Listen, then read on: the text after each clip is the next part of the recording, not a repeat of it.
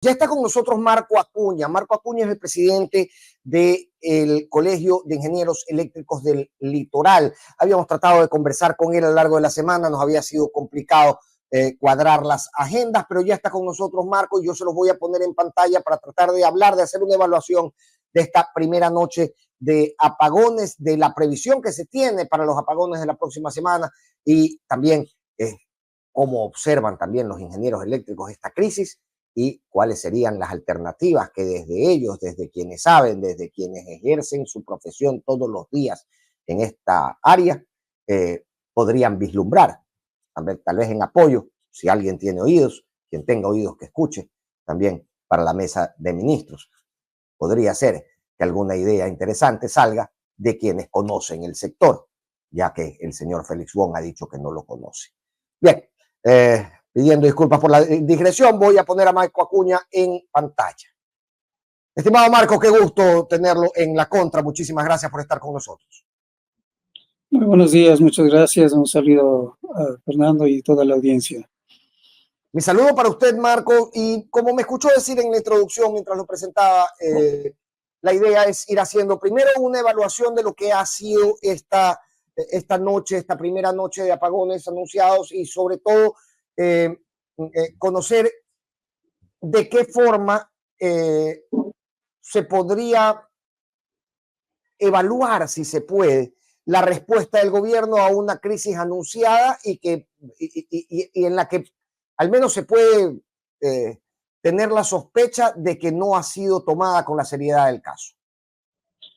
Así es, realmente esta noche ha sido una suspensión que ha sido una suspensión generalizada por un lado, pero por otro lado con múltiples sectores que no fueron suspendidos del servicio. No sabemos con exactitud cuán amplia ha sido realmente los mantenimientos que se han podido realizar, ejecutar, qué intensidad y en realidad si realmente era necesario hacer un apagón generalizado. Entonces, porque normalmente los mantenimientos, las empresas eléctricas las hacen permanentemente y sin necesidad de apagones generalizados. O sea, históricamente así ha sido, no ha habido necesidad de hacer un apagón. Y entonces los resultados, o sea, frente a lo que significa suspender el servicio a toda la población, no creemos que habría sido necesario, ¿no? Sin embargo, ya se tienen anunciados los próximos apagones de la próxima semana, que realmente ahí se expresa que se deben a controlar sobre todo las reservas de agua en la presa Mazar para que pueda no llegar, a pesar de que ya está llegando a los niveles mínimos críticos. La razón fundamental de esta crisis es que no tenemos suficiente generación para la demanda que se tiene. Y no es una demanda que ha crecido, digamos, en gran medida. Si se evalúa el crecimiento de la demanda real con el crecimiento de la demanda que estuvo estimado en 2018 en el Plan Maestro de Electrificación, el crecimiento de la demanda es inferior, inclusive en el mínimo, porque siempre cuando se planifica se tiene un crecimiento de demanda mínimo y productivo que se llama, es decir, se hace análisis bajo 2 o 3 curvas de probabilidades de crecimiento de demanda. Y nosotros estamos en un crecimiento inferior al esperado. Nosotros ahora, 2024, tenemos una demanda que no llega a lo que estuvo esperado en el 2021. Entonces, no es tanto ese efecto. El efecto es de que, bueno, sí, por un lado se tienen los estiajes, que ya normalmente siempre se han previsto tener en estos meses. Cierto es que hay un estiaje mucho más intenso y duro en el año anterior y en este año, pero con mayor razón debieron haberse tomado las previsiones para tener disponible todo el parque térmico que el país tiene y que no está disponible. Y ese es el problema fundamental. El país tiene Y más o esto se menos pudo haber hecho. 5.000. Discúlpeme la interrupción, Marco, porque de verdad estoy tratando de entenderlo. Esta no es mi área de expertise y probablemente la mayor parte de las personas que nos ven también, digamos, les resulta algo complicado comprender esto. Quiero partir aquí de dos cosas que usted acaba de decir. La primera es que existe este plan de desarrollo energético que previsiona un aumento de demanda anual en los años que cubre este programa. Usted me dice, la demanda no ha crecido ni siquiera en la forma en que preveíamos en el 2018, pero este mismo plan debería tener también un cronograma de inversiones para poder satisfacer ese crecimiento de la demanda. Eso tampoco ha tenido un avance significativo, o al menos que responda a la proyección del plan. En el 2018 éramos energéticamente soberanos y solventes, a tal punto que entre 2016 y 2018 nosotros exportamos energía a Colombia, con la interconexión que se tenía o se tiene. En todos estos años sí ha habido algún crecimiento de la demanda, pero por otro lado, si teníamos 8.800 megavatios de potencia instalada, repartida entre la hidráulica o hidroeléctrica de más o menos 5.000 megavatios, más el resto que era entre térmica y otros sistemas de energía, entonces teníamos como para cubrir toda la demanda en periodos de estiaje inclusive.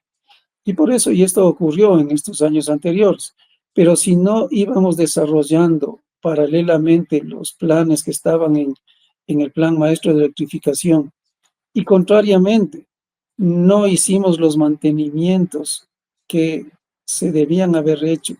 Entonces, los 3.000 que teníamos disponibles, previstos en ese otro tipo de energías, se redujeron a tal punto que en un momento dado solo tuvimos 600 megavatios de disponibilidad de ese tipo de energía. Entonces, obviamente, la hidroeléctrica no era suficiente para cubrir. Y eso es lo mismo que está ocurriendo ahora. Hay una gran parte de estos generadores térmicos que no están habilitados. Y entonces en reemplazo hemos tenido que ahora contratar barcazas como compra de energía, no de compra de equipos, sino compra de energía. Es decir, pasado este tiempo se habrá ido la plata y el país nuevamente no contará con una infraestructura que cubra esos déficits de energía. Y Marcos, en el plan maestro de electrificación, ¿qué porcentaje de la capacidad de generación correspondía a la generación hidroeléctrica y qué porcentaje a la generación térmica? Y cómo ha cambiado esas cifras del 2018 hasta hoy. Es decir, si en el 2018 teníamos una generación, estoy tirando cifras al aire sin mayor conocimiento, si en el 2018 teníamos un 20% de generación térmica frente a un 80% de capacidad de generación hidroeléctrica, ¿cómo están las cosas hoy para enfrentar esta crisis?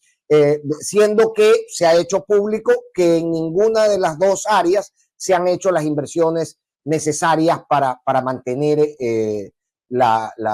para mantener el sistema. Exacto, y al pasar del 2018 acá, lo único que se ha incorporado es 49 megavatios de la central Sarapullo. Es el único crecimiento que ha habido en cuanto a generación. ¿Y cuánto estaba previsto? De estos 49, ¿se preveía cuánto?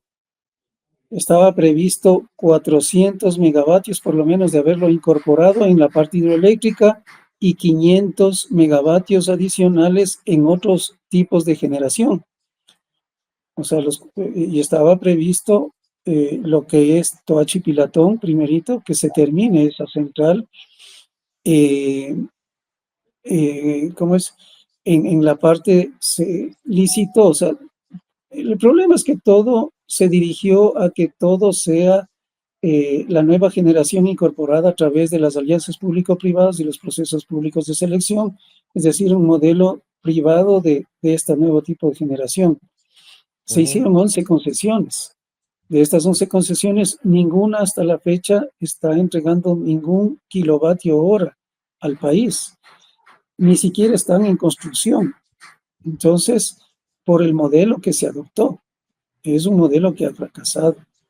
Y en cambio, bueno, esperemos que ya Toachi Pilatón entre a funcionar en abril próximo, que será los 200 megavatios adicionales que pueda contar el país. Y no solo eso, sino que, por ejemplo, centrales como la Termogas Machala, que es de ciclo combinado, siendo que tiene una potencia instalada de 230 megavatios, apenas produce 30, 40, 50 megavatios porque no se le suministra el combustible, el gas que necesita para funcionar esa central, porque paralelamente se debía haber desarrollado el campo Amistad para que le provea ese combustible. Y no se ha desarrollado y tampoco se ha importado el gas necesario, y lo poco y una parte que sí se produce de gas propio aquí en el país se divide entre entregarle a esta central de generación y otra ha convertido, haciendo una conversión de gas, se le entrega a industrias del austro ecuatoriano. Entonces, Marco, me acaba de dejar como loco cuando me dice se han dado 11 concesiones y algunas de ellas ni siquiera han empezado la construcción de la infraestructura. así es. Ahí están el Aromo, el fotovoltaico El Aromo, está Villonaco 3 eólico, está Conolupus en Galápagos, y 8 concesiones que formaban el paquete de los 500 megavatios, que son diferentes tipos de energía que debían ser implementados. Y discúlpeme, Marco, que sea curioso, ¿y cómo se manejan esos contratos? Porque al final del día se me dan una concesión en el 2019 y es el 2024 y yo no he hecho nada de lo que he firmado como concesionario. ¿Algún tipo de recursos tendrá el Estado o para apurarme o para retirarme la concesión? ¿Cómo se está manejando eso? Bueno, estas concesiones requirieron primero de reformas legales que se hicieron entre 2019 y 2023. Inclusive la última ley de ley no más apagones, de eficiencia energética y demás, configuraron todas las condiciones que estas concesiones requerían de facilidades para alentar esta inversión privada. Uno de los condicionantes era el constituir un fideicomiso, pero que involucraba este fideicomiso no solo a los recursos que podían incorporarse por la producción de estas nuevas generaciones, sino que involucraban a todo lo que significa el sector eléctrico ecuatoriano, que son alrededor de 2.500 millones anuales. Entonces, todos esos recursos se iban a meter en un fideicomiso y de ahí administrarse para priorizar estas nuevas inversiones. Esto no fue posible constituirlo porque no hubieron las condiciones ni claras ni establecidas, ni con una debida transparencia también. Entonces, por eso no se realizó y a consecuencia los proyectos no pudieron ser desarrollados. A pesar de que existió también el otro proyecto que, digamos, la última concesión que la firmó el presidente Lazo, que no sabemos en qué condiciones está, que era una generación térmica que de 240 megavatios que debía haberse incorporado hasta hasta este abril pasado, que se hizo en noviembre y debía haber entregado progresivamente en estos meses que eran también críticos para el país, y finalmente completar toda la potencia hasta abril de 2024. Hasta ahora tampoco entrega un solo megavatio y no sabemos las condiciones reales y finales del contrato y cuánto ojalá el país no tenga que, a pesar de no haber recibido energía del país, capaz que el país tiene que cubrir algún costo, alguna demanda, ¿no?, alrededor de esto. En fin, tras cuernos par. Sí. Marco, a ver, esta pregunta se cae de cajón y básicamente viene determinada por los contextos, ¿no? Acabamos de ver la semana anterior a un ministro de Estado llamar a una radio a denostar la capacidad de un experto que hablaba en esa cabina, lo que hace presuponer que el gobierno pues entiende que hay varios expertos que no deberían estar hablando o que entienden menos que ellos de la situación de generación eléctrica. Y aquí la pregunta que cae de cajón es preguntarle a ustedes, a los ingenieros eléctricos, a las personas que dedican su vida a proveernos de energía en todas sus etapas, los han convocado para tratar de diseñar un plan o para al menos explicarles y obtener explicaciones de ustedes, que son los que saben, para tratar de solventar esta crisis. Han podido tener contacto con el gobierno, han sido informados de cosas como la que usted me decía. No conocemos las condiciones de la última concesión que se dio. Es decir, han podido tener ese contacto. Algunos contactos puntuales hemos tenido y en los cuales más bien hemos aprovechado para indicar qué es lo que nosotros consideramos debe realizarse. Inclusive hemos enviado algunas comunicaciones directamente al presidente Lasso y a los ministros de turno. Inclusive al tercer día que se posesionó el presidente le habíamos enviado un comunicado indicándole 14 medidas que debían tomarse en el sector eléctrico para evitar que se profundice la crisis en la que ya estábamos.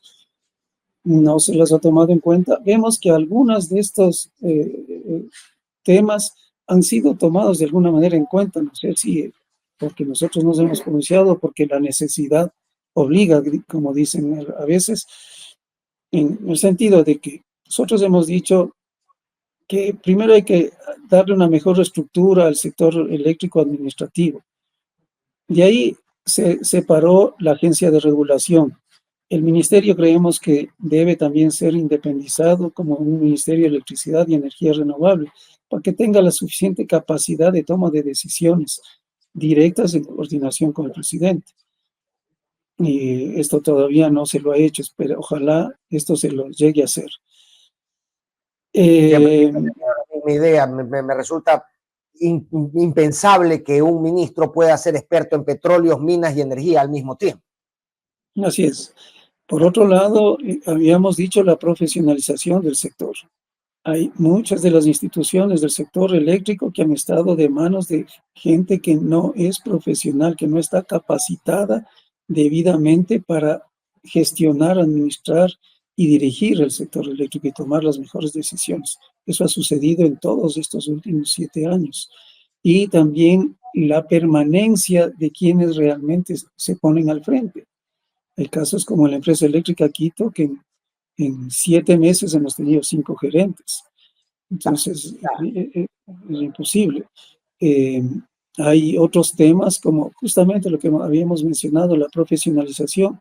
Y ahí es cuando nos ha llamado la atención el que ahora se ponga a militares a tratar de operar las centrales hidroeléctricas más grandes del país, cuando para ir a operar quienes han estado en la operación de estos sistemas eléctricos, además de la capacitación profesional de tercer o cuarto nivel en las ramas apropiadas, han tenido capacitaciones de 3, 6 meses, 1 año, 2 años, para llegar a estar y manejar esas posiciones.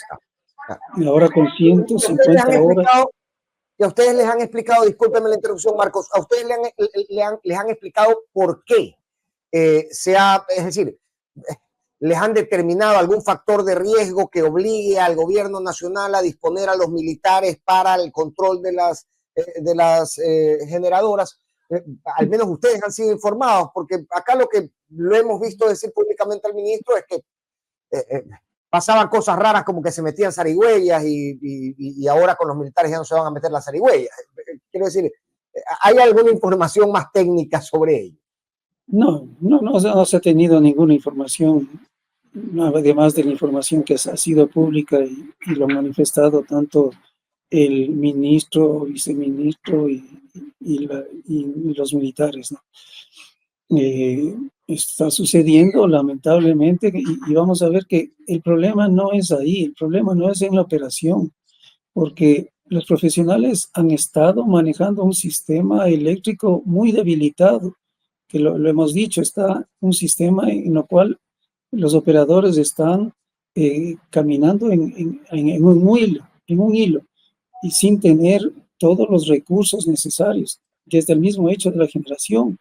La transmisión que también está ya llegando a un nivel de saturación y que ya no pueden manejar los niveles de contingencia con los cuales se posibilitaba. Que, por ejemplo, los mantenimientos se puedan realizar en una subestación, en una línea de transmisión, separándole esa línea de transmisión y, sin embargo, transmitiendo la energía por otra línea complementaria y que el país no sienta esta falta, esta salida de esta subestación o de esa línea.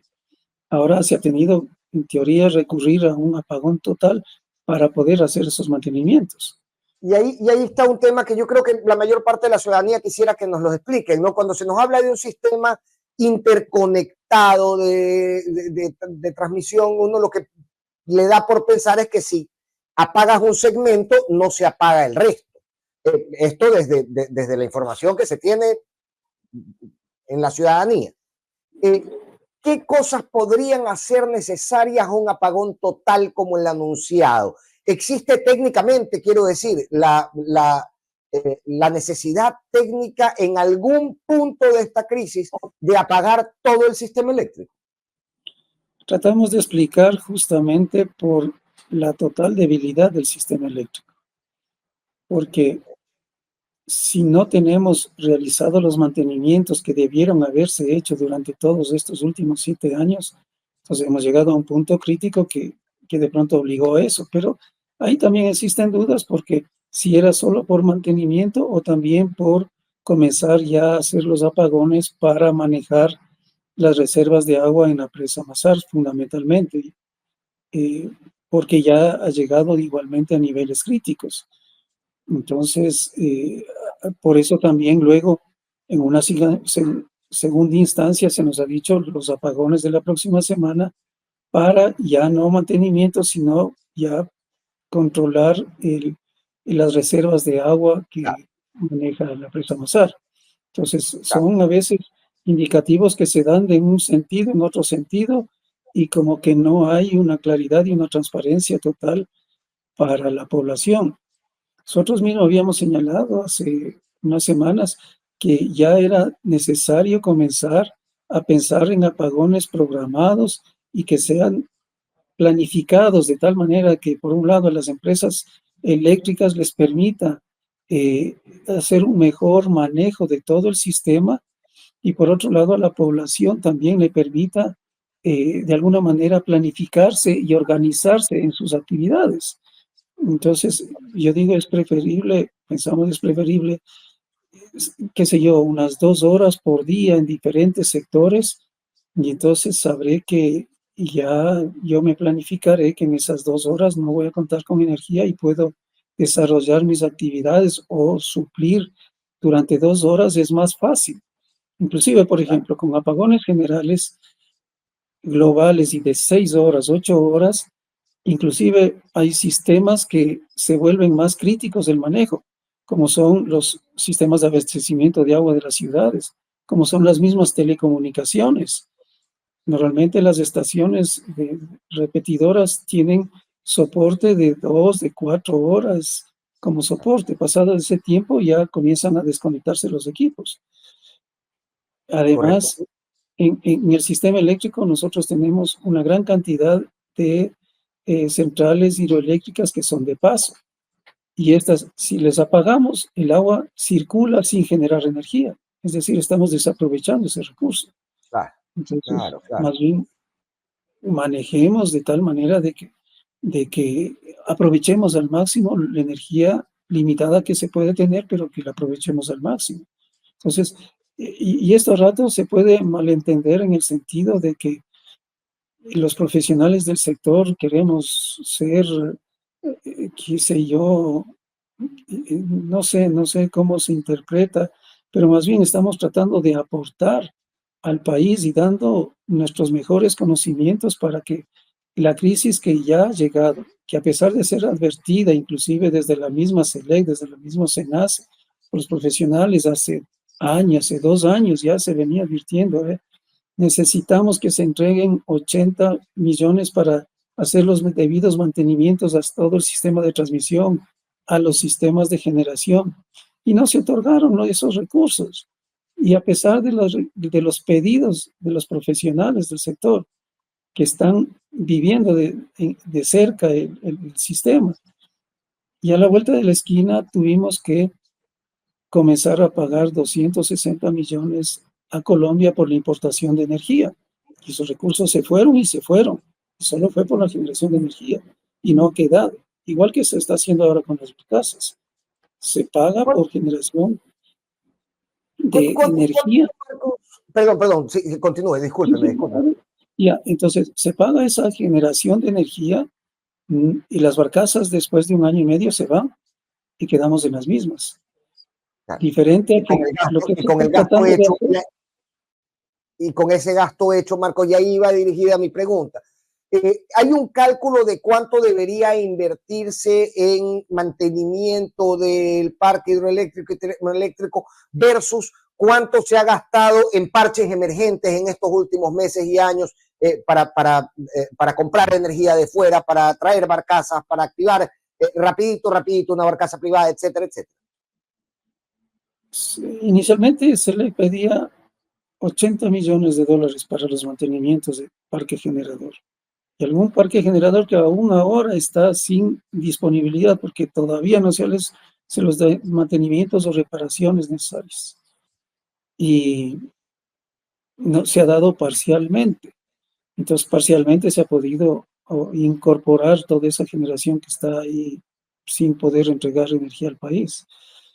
Entonces, todas estas decisiones son las que han provocado, decisiones que han partido del gobernante, no de los técnicos. Los técnicos hemos reclamado que se hagan, pero los gobernantes no han tomado la decisión y se decía que no había dinero para hacer estas inversiones, que no había dinero para hacer nueva generación y ahora está de alguna manera teniendo que aparecer para no ahondar la crisis.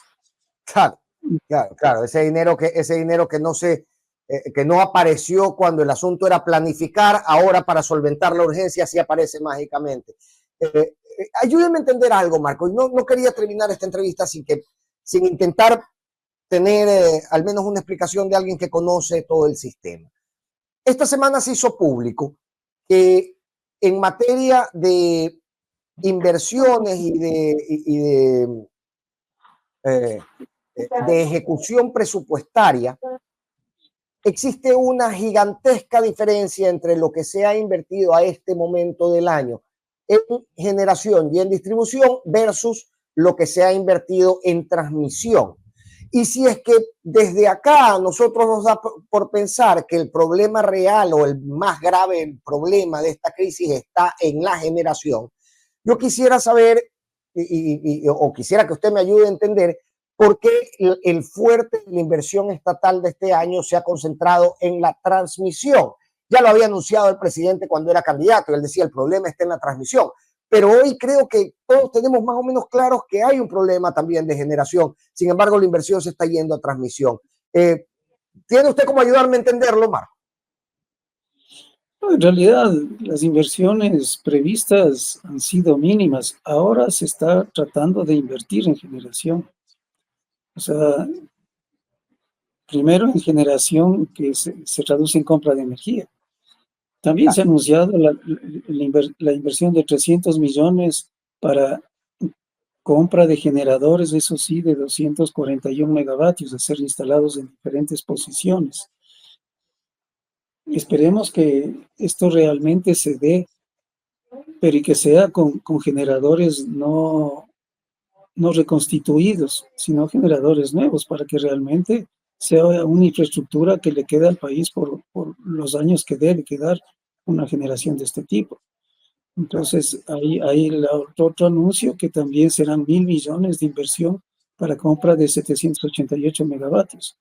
Ojalá eso llegue a darse y se entiende que los recursos se deban entregar para esto. Y entonces ahí el país comenzará un poco a salir de este hueco en el que estamos ahora. Correcto. Marco, yo muy agradecido. Una última pregunta y básicamente, Marco, ya como resumen de todo lo conversado. Entonces el problema no es de agua, como dice el ministro, o de esperar que Diosito haga llover, como dijo algún ministro anteriormente. Tenemos un problema en cada una de las etapas que nos llevan luz al techo de nuestras casas. Así es, el problema es estructural. El problema es general, en la cual cada uno de estos sectores, segmentos, tiene su crisis.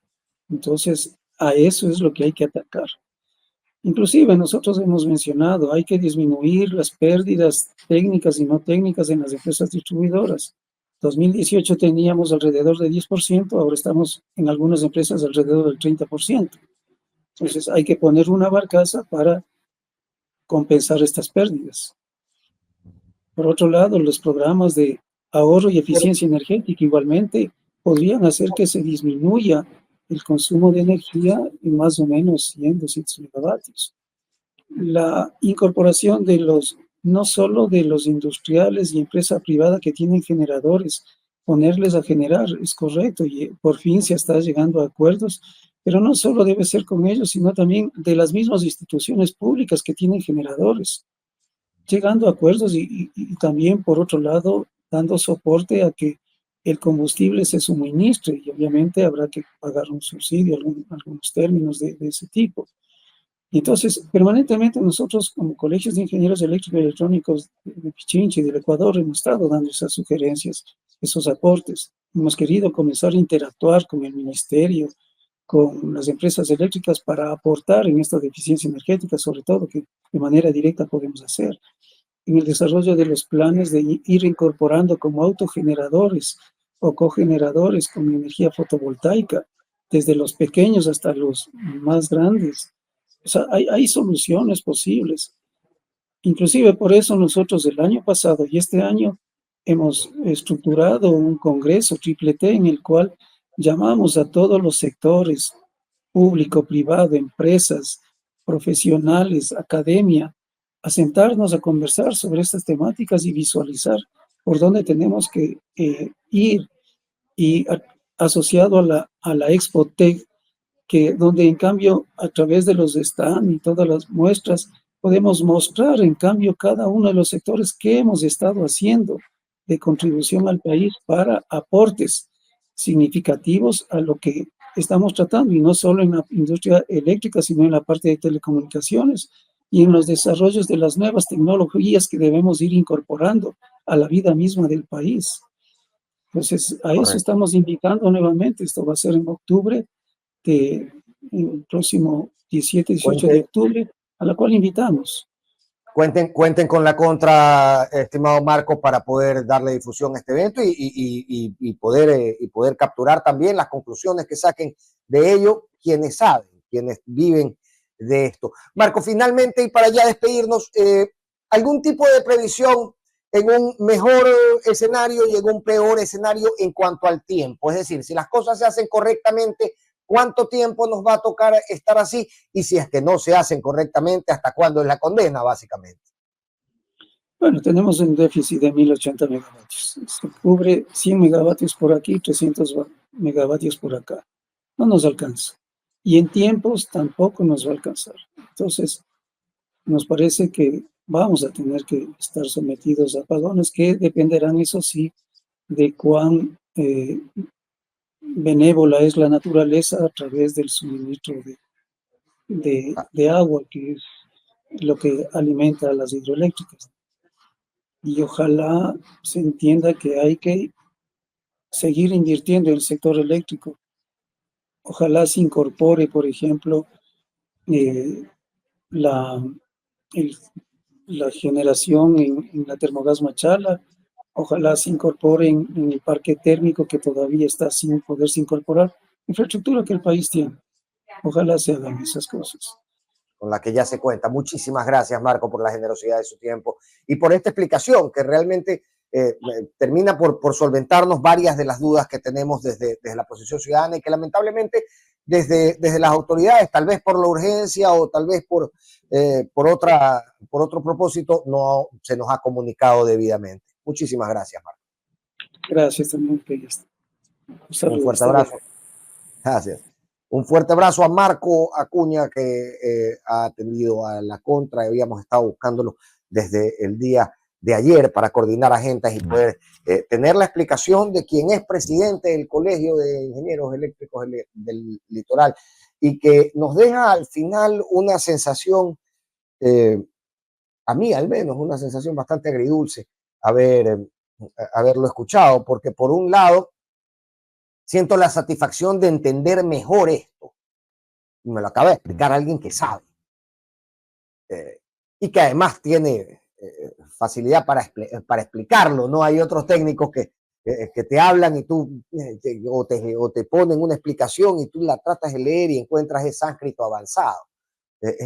Felicito a Marco la claridad de sus explicaciones, pero más allá de eso, más allá de esa satisfacción que uno puede sentir por el hecho de entender un poco mejor la realidad que habita, ciertamente está lo agrio, lo duro, lo crudo de la realidad que nos acaba de explicar Marcos, y que parece ser que es una realidad que al menos no vamos a poder solventar del todo en los próximos, en el futuro más inmediato.